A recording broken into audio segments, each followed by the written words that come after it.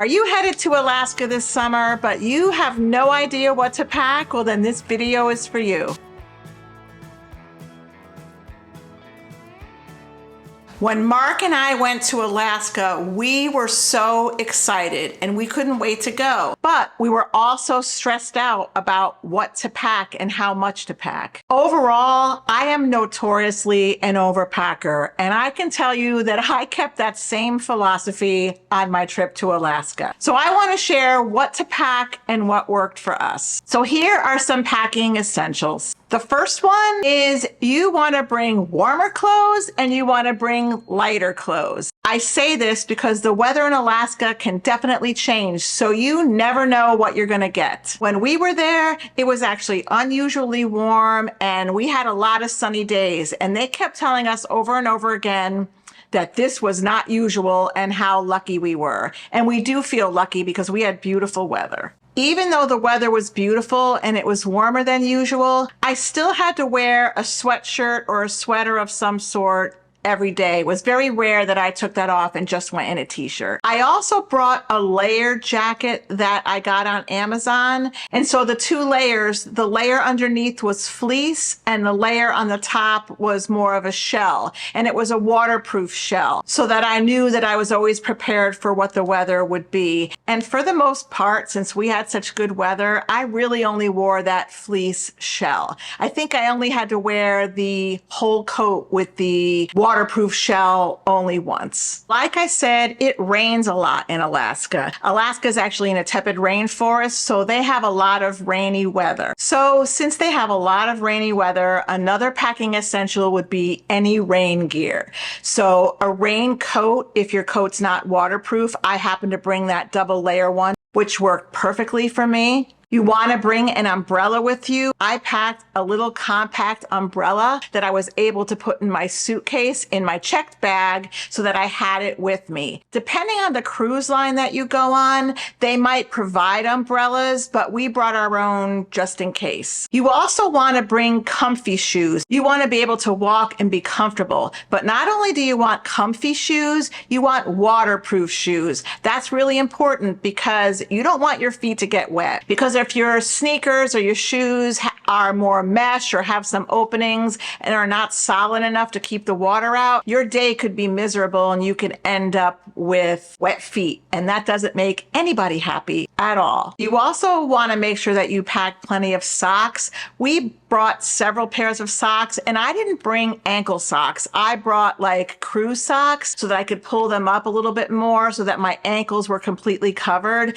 Again, if it's chilly, if it's rainy, you don't want to have ankle socks and have your ankles get all wet. For me, that worked completely to be able to wear those with my sneakers. That helped me a lot. Another thing that you want to remember to bring is your binoculars. You are in an absolutely beautiful place. The scenery in Alaska is breathtaking, and there's so much wildlife that you probably will be able to see from your ship. You definitely want to have your binoculars, and you can buy an inexpensive pair of binoculars right on Amazon. Little compact ones. I bought some. I can put them in the link below in the description.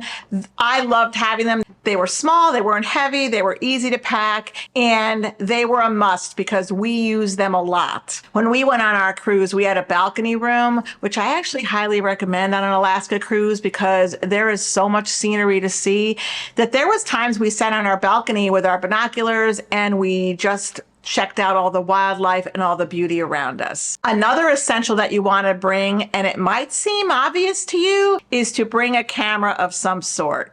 Even if it's your phone, if you have a newer Android phone or a newer iPhone, those cameras on those phones are phenomenal. The zooms are great. You definitely want to have something with you to be able to capture the beauty around you so you could share your memories, look back, and share your memories with others. We did that. We always pack a lot of camera equipment anyway, because of what we do and how we vlog, but definitely bring a camera or have a good phone with you so you can capture those beautiful images and the great wildlife and the absolutely stunning scenery. I want to get back to clothes for just a minute because where I got a little caught up was, okay, I know I have to bring layers. I know I have to bring warm clothes, but really what am I bringing? So Mark and I did the same thing. So what I'm sharing with you can be for male or female. I really feel like it's across the board. What I did is I brought some clothes to wear while I was on the ship, maybe to wear to dinner, a couple of nice things. But for the most part, when I got off the ship, I knew I was going to wear my jeans and my sneakers and my fleece and a sweatshirt. That was kind of my uniform when I got off the ship. I actually wish I brought more pairs of jeans. I just brought 2 pairs of jeans. I brought a black pair and I brought, a regular denim color pair.